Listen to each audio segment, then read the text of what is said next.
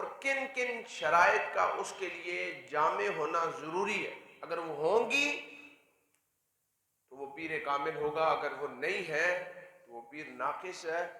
اس کی بیعت کو توڑ کر کسی کامل کے ہاتھ میں دینا چاہیے.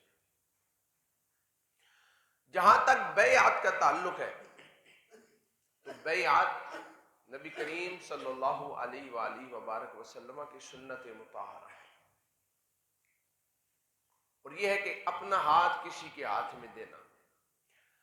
جس طرح کئی حدیثیں ہیں کہ نبی کریم صلی اللہ علیہ وسلم کے صحابہ نے فرمایا کہ ایک دن حضور نے ہم سے بیعت لی اس بات پر کہ چوری نہیں کرو گے، جھوٹ نہیں بولو گے، ظلم نہیں کرو گے، نماز نہیں چھوڑو گے، دین کے احکام کو پس پش نہیں ڈالو گے، اللہ کی حدود و قیود کا خیال رکھو گے، جو کچھ میں لے کر آیا ہوں اس کے اپناؤ گے، اور جس کاموں سے میں نے تمہیں منع کیا ہے اس سے باز آؤ گے. اس بات پر حضور نے ہم سے بیعت کی، اور یہی بیعت ہے.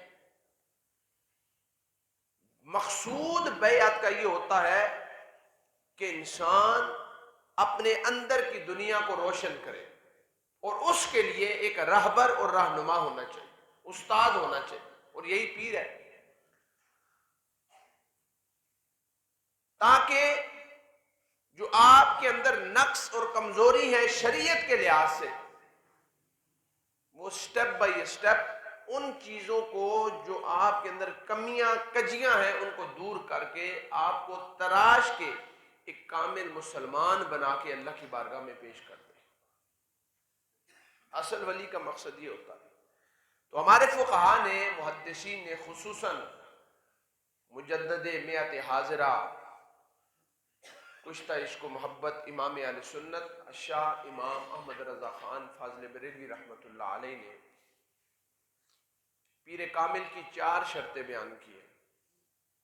اس کو اپنے پلے باندھ لیں، زندگی میں ابھی کبھی آپ کو نقصان نہیں اٹھانا پڑے. اگر کسی کے پیر میں یہ 4 شرائط ہیں تو وہ کامل ہے، نہیں ہے تو وہ ناقص ہے، فوراً اس کی بیعت توڑ دے. سب سے پہلی جو شرط ہے ولی کامل کی، جس کو ہمارے علماء نے بیان فرمایا وہ یہ کہ سنی صحیح العقیدہ ہو. جو 14 صدیوں سے اہل سنت کے مسلمہ عقائد ہیں اس کے اندر وہ سارے عقیدے اسی طرح ہو، کسی ایک عقیدے کی مخالفت نہ ہو. اللہ کی ذات کے حوالے سے کہ اللہ واحد ہے، یکتا ہے، بے مثل ہے، بے مثال ہے، نہ کوئی اس کی ذات میں اس جیسا کوئی، نہ اس کی صفات میں اس جیسا کوئی، چاہے حضور ہی کیوں نہ ہو. حضور کتنے بھی بڑے مرتبے پہ چلے جائیں، ہر مرتبے میں وہ اللہ کے محتاج ہے. وہ مخلوق ہے اور اللہ کون ہے؟ خالق. تو خالق اور مخلوق کا کبھی کمپیریزن نہیں ہوتا. اسی طرح ازلی ہے، ازل سے ہے، اس کی کوئی ابتدا نہیں ہے. ہم یہ نہیں کہہ سکتے کہ اللہ کی یہ ابتدا ہے یہاں سے اللہ چلا ہے، اس کی کوئی ابتدا نہیں ہے، اس کی کوئی انتہا بھی نہیں. وہ کسی کا محتاج نہیں. جس طرح اس کی ذات ازل سے ہے اسی طرح اس کی صفات بھی ازل سے اس کے ساتھ ہے. رحمان، رحیم، خالق، رازق، قادر، یہ جتنے بھی اللہ کی صفات ہیں نا یہ ازل سے. یہ نہیں کہ اللہ نے مخلوق کو پیدا کیا تو اللہ خالق بن گیا، ہمیں رزق دیا تو اللہ رازق. نہیں، وہ ازل سے خالق ہے، وہ ازل سے رازق ہے. نہ اس کی صفات میں کمی ہوتی ہے نہ زیادتی ہوتی. یہ نہیں کہ اللہ پہلے رازق کم تھا، مخلوق کو رزق دیا تو اب اللہ رازق زیادہ ہو گیا. اس میں کمی بیشی نہیں ہے. وہ جیسا ازل سے ہے ویسا ابد تک رہے گا. وہ جسم سے پاک ہے، جگہ سے پاک ہے، مکان سے پاک ہے، سم سے پاک ہے، مکانیات سے پاک ہے، وہ لا مقام ہے. اسی طرح نبوت کا عقیدہ صحیح ہونا چاہیے کہ اللہ کے نبی، ہر نبی کو مانے، تسلیم کرے، اس کی نبوت اور رسالت پر ایمان لائے۔ کسی نبی کی ہلکی سی بھی توہین انسان کو اسلام سے خارج کر دیتی۔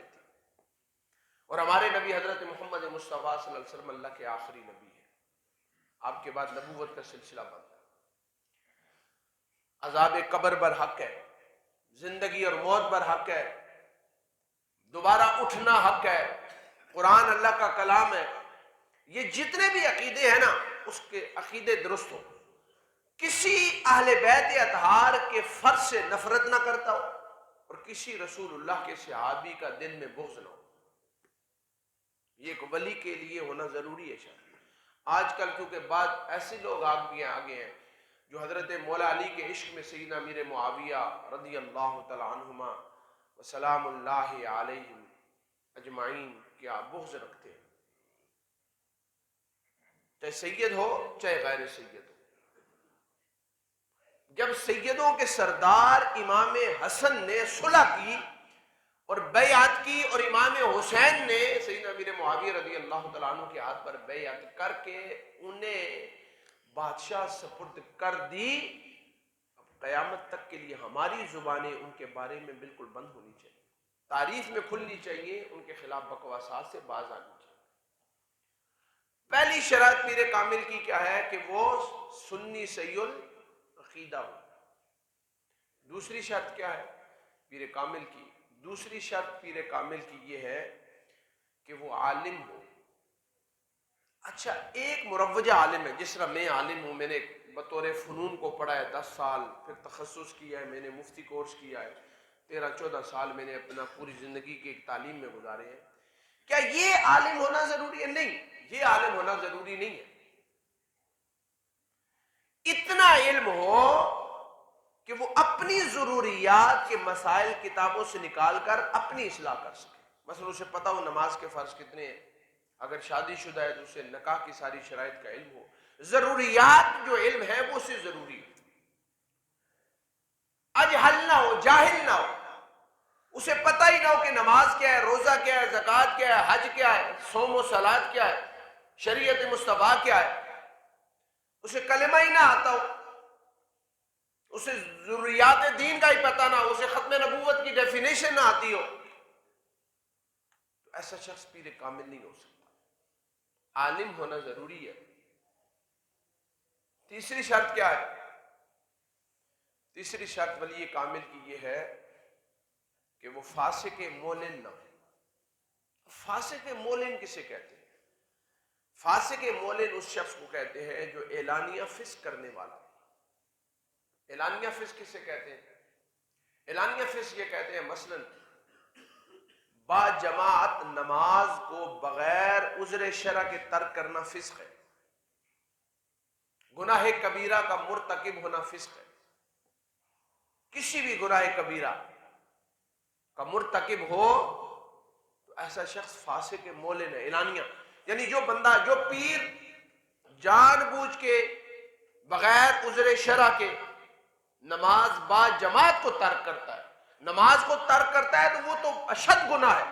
صرف با جماعت نماز کو اگر ترک کرے گا تو اس کی بیعت کو توڑ دینا چاہیے، وہ فاسق مولن ہو گیا، اعلانیہ فسق کرنے والا۔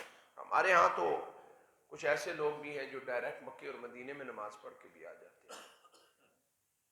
ہاں حقیقت بات ہے، وہ ایک بڑا مشہور واقعہ بھی ہے۔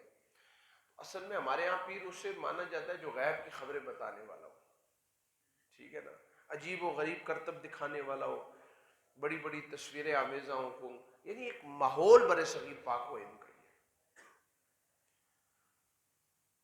پیر کی یہ نشانیاں نہیں ہیں۔ تیسری نشانی یہ ہے کہ وہ فاسق مولن نہ ہو، اعلانیہ فسق نہ کرتا ہو۔ نبی کریم صلی اللہ علیہ وسلم نے جب مکہ سے مدینہ کی طرف ہجرت فرمائی تو آپ مکہ کے فراق میں روتے تھے، دعا کرتے تھے یا اللہ مجھے پھر اپنے شہر مکہ میں لے جا۔ حضور تو دعائیں کرتے تھے۔ حضور نے تو کبھی صحابہ کو نہیں کہا تم پڑھ لو تو میں مکے میں پڑھ کے آ جاتا ہوں، نہیں، بلکہ حضور نے ظاہری طور پہ بشری تقاضوں کے مطابق ہر عمل کو کر کے دکھایا، حتیٰ کہ حالت بیماری میں بھی نبی کریم صلی اللہ علیہ وسلم نے اللہ کی نماز کو نہیں چھوڑا۔ ہمیں سو ہلکا تھا بخار ہو تو ہم نماز چھوڑ دیتے ہیں. یہ تیسری شرط ہے پیر کامل کی، فاسق مولن نہ ہو. اور چوتھی شرط کیا ہے؟ فرمایا کہ پہلی شرط سنی صحیح العقیدہ ہو، دوسری شرط عالم ہو، تیسری شرط فاسق مولن نہ ہو، اور چوتھی شرط اس کا سلسلہ حسب یعنی بیعت کا سلسلہ اس سے لے کر حضور تک متصل ہو. حضور سے یہ سلسلہ چلا ہے. جس طرح قادری، نقشبندی، سہروردی، اویسی، شاذلی، یہ سارے سلسلے ہیں نا، تو یہ چلتے چلتے سٹیپ بائی سٹیپ مولا علی تک پہنچتے ہیں، پھر وہاں سے رسول اللہ کی ذات تک پہنچتے ہیں. دم قطع نہ ہو. ہمارے ہاں تو کچھ لوگ ایسے بھی ہیں جو رات کو سو کے صبح اٹھ کے کہتے ہیں غوث پاک نے مجھے مرید کر لیا اپنا. نعوذ باللہ. بیعت وہ یعنی لوگوں کا ذہن دیکھیں. ظاہری طور پہ پیر کامل کا ہونا شرط اور ضروری ہے. اگر کسی کا پیر ادھورا ہے، ناقص ہے، ناتمام ہے، انکمپلیٹ ہے، اس کی بیعت فوراً توڑ دو. فوراً. جہاں سے آپ کو فیوز و برکات نہ ملے. دیکھیں نا، آپ کھانا کھاتے ہیں بھوک مٹانے کے لیے، اگر کھانے سے آپ کی بھوک ہی نہ مٹے تو پھر آپ کو بیماری ہے یا پھر کھانے میں بیماری ہے. ڈاکٹر کے پاس آپ کس لیے جاتے ہیں؟ تاکہ آپ کو صحت ملے. آپ کو اگر صحت نہ ملے، ایک چکر، 2 3 4 تو ڈاکٹر تبدیل کرتے ہیں یا نہیں کرتے؟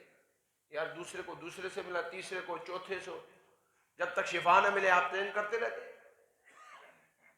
تو یوں ہی اگر کسی پیر سے آپ کو فیوز و برکات نہیں مل رہے، اس کا مطلب ہے وہ ناقص ہے. اور ہمارے ہاں ایک یہ بھی ذہن سازی ہے کہ پیر کو ساری زندگی پیر مرید کو اپنے قدموں تک رکھتا ہے کہ بس میرا خیال، تمہارا خیال کیوں کرو بھائی، تم تو مخلوق ہو.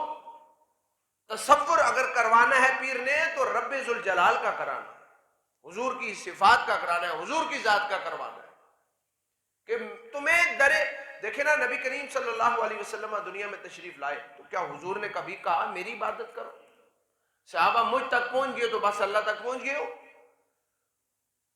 یہ ٹھیک ہے حضور تک پہنچنا، اللہ تک پہنچنا ہے، لیکن حضور نے صحابہ کو فرمایا، نماز کا وقت آ جاتا تو حضور نے یہ فرمایا کہ جو گھروں میں نماز پڑھتا ہے اگر بچوں اور عورتوں کا خوف نہ ہو تو ان کے گھروں کو آگ لگا دو. حضور نے فرمایا نہیں فرمایا؟ جو صحابہ جہاد میں شریک نہیں ہوئے 50 دن تک روتے رہے، تب جا کر توبہ قبول ہوئی، سوشل بائیکاٹ کر دیا گیا. حضرت بکر صدیق رضی اللہ تعالیٰ عنہ کے دور میں منکرین زکوٰۃ اٹھ کھڑے ہوئے تو حضرت عمر ابن خطاب رضی اللہ تعالیٰ عنہ نے کہا ان کے خلاف جہاد نہ کرو، دین کی ایک ہی چیز کا انکار کر رہے ہیں نا، ٹھیک ہو جائیں گے. فرمایا زکوٰۃ تو دور کی بات ہے، وہ رسی جو جانور کے گلے میں ڈال کر یہ رسول اللہ کی بارگاہ میں زکوٰۃ کے جانور پیش کیا کرتے تھے، اگر وہ رسی بھی نہیں دیں گے تو میں ان کے خلاف اعلان جہاد کروں گا. اس قدر سختی. آج تو لوگ زکوٰۃ سے بچنے کے لیے 7.5 تولے سونا ہو تو 6.5 تولے کر دیتے ہیں. ہاں، میں نے ایک صاحب میرے پاس آیا تو کہتا ہے 7.5 تولہ میری بیگم کے پاس تھا، مفتی صاحب ہر سال کتوں زکوٰۃ کٹا؟ میں کہ 2 تولے میں اپنی ملکیت میں لے لیں، 5.5 تولے بیوی کی ملکیت میں لے لیں. یہ حال ہے لوگوں کا. ٹھیک ہے، وہ دیا کس نے ہے؟ اللہ نے دیا تو اللہ نے ہے. اور زکوٰۃ مال کی پاکی ہے. یہ کبھی نہیں ہو سکتا کہ اللہ انسان کی حاجت اور ضرورت سے بڑھ کر اس پر بوجھ ڈالے. ان اللہ لا یظلم الناس شیئا، اللہ کسی جان پہ ظلم نہیں کرتا کبھی بھی. یہ بھی ہمارے یہاں ہوتا ہے. اور میں نے آپ کو بتایا تھا 1 تولہ سونا بھی ہو، 7-10 روپے بھی اگر آپ کے پاس ضرورت سے زاہد پڑے، سال گزر گیا تو زکوٰۃ لازم ہے، کیونکہ 1 تولہ سونا 2,12,000 کا ہے. اور زکوٰۃ لازم ہو جاتی ہے 52.5 تولے چاندی پر، اس کی قیمت ہے 1,20,000 یا 1,26,000، حد کرے تو 1,30,000. جو 1,30,000 کا مالک ہے اس پہ زکوٰۃ نہ وہ لے سکتا ہے، وہ دے گا. تو یہ ساری شرائط جو میں نے آپ کے سامنے پیر کامل کی بیان کی ہیں، 4 شرطیں، سنی صحیح العقیدہ ہو، عالم ہو، فاسق مولن نہ ہو، یہ ساری شرطیں جب پائی جائیں، حضرت خواجہ حسن بصری رضی اللہ تعالیٰ عنہ کی بارگاہ، جو کنگ آف تابعین ہے، صحابہ سے پڑھے ہوئے، حضرت خواجہ حسن بصری کی بارگاہ میں شخص آیا اور 2-3 دن رہ کے جانے لگا، تو آپ نے پوچھا بیٹا کس لیے آئے تھے؟ فرمایا حضرت آپ کا بڑا چرچا، بڑا نام سنا تھا کہ بڑے اللہ کے ولی ہیں، نیک ہیں، پر میں نے آپ میں کچھ عجیب و غریب چیزیں نہیں دیکھی۔ ہواؤں میں اڑنا، پانی جاری کرنا، ٹھیک ہے نا، زمین کو پھاڑ دینا، مردوں کو یہ کر دینا، وہ کر، میں نے کوئی عجیب تو آپ مسکرائے۔ جس طرح ہمارے یہاں بھی ذہن پیروں کا یہ تصور ہے نا، یہاں تک یہ یاد رکھ لیں، اگر کوئی سید ہو شریعت کی خلاف ورزی کر رہا ہو، سید ہونے کے اعتبار سے اس کا ادب ضروری ہے، وہ پیر نہیں ہے۔ جس نے ایسے شخص کے ہاتھ پر بیعت کی ہے وہ بیعت کو توڑ دے۔ میں نے کہا وہ فیض نہیں دے رہا، اس کا کیا فائدہ؟ اس نے کہا حضرت 3 دن رہا ہوں، کچھ نظر نہیں آیا، تو آپ مسکرائے۔ فرمایا ایک چیز تو نظر آئی ہے۔ فرمایا کیا؟ فرمایا مجھے کوئی ایسا عمل بتا دے 3 دن کے عمل جو حضور کی شریعت کے خلاف کیا ہوا ہے، اٹھتے ہوئے، بیٹھتے ہوئے، چلتے ہوئے، سوتے ہوئے، گفتگو کرتے ہوئے، ملتے ہوئے، کوئی عمل بتا دے جو حضور کی شریعت کا خلاف ہو۔ فرمایا کوئی نہیں ہے۔ فرمایا پھر اس سے بڑھ کر اور اللہ کے ولی کی نشانی کیا ہو سکتی ہے کہ اس کا ہر طریقہ، اس کا ہر اخلاق، ہر کردار، ہر افعال اور ہر چیز رسول اللہ صلی اللہ علیہ وسلم کی سیرت کے سانچے میں ڈل کے بالکل نمایاں طور پہ بن۔ بھائی دیکھو، یہ آج کل ہمارے ہاں جو کمپنیاں ہیں، بورجان، سروس، باٹا، ان کی سیل کبھی کبھی لگی ہو نا، یہ پہلے لگتی تھی سواں کی طرف، کہ جہاں کمپنی کا ایک ٹانکا بھی غلط ہو جاتا تھا تو اس کو وہ اوپنلی مارکیٹ میں نہیں لاتے تھے، الگ کر کے اس کو بیچتے تھے، سستے مل جاتا تھا، حالانکہ جوتا وہی ہوتا تھا، کوالٹی اس کے اندر ساری چیزیں، صرف ایک ٹانکا یا وزن کی کمی آ گئی۔ تو دیکھیں یہ کمپنیاں اس چیز کو برداشت نہیں کرتی، تو جو شخص یہ کہے کہ میرا تعلق رسول اللہ سے صلی اللہ علیہ وسلم، اس کا اٹھنا رسول اللہ کے خلاف ہو، اس کا بیٹھنا رسول اللہ کے خلاف ہو، شریعت کا پابند نہ ہو، نمازیں نہ پڑھتا ہو، ولی کامل کیسے ہو سکتا ہے؟ اس سے فیض و برکات نہیں آپ کو مل سکتے۔ اللہ کا ولی ہوتا ہی وہ ہے کہ جس کے ہاتھ میں آپ ہاتھ اس نیت سے دیں کہ یہ میرے ظاہر و باطن کو بدلے، مجھے اللہ کے راستے کی طرف لائے، روشنی کی طرف لائے، گناہوں کی دلدل سے نکالے۔ اور 10 سال 20 سال اگر وہاں تک پڑے ہوئے ہیں، اور میں نے کہا تھا کہ ولی کا کام آپ کو اپنے در تک نہیں پہنچانا، در مصطفیٰ یا در خدا تک پہنچانا ہے۔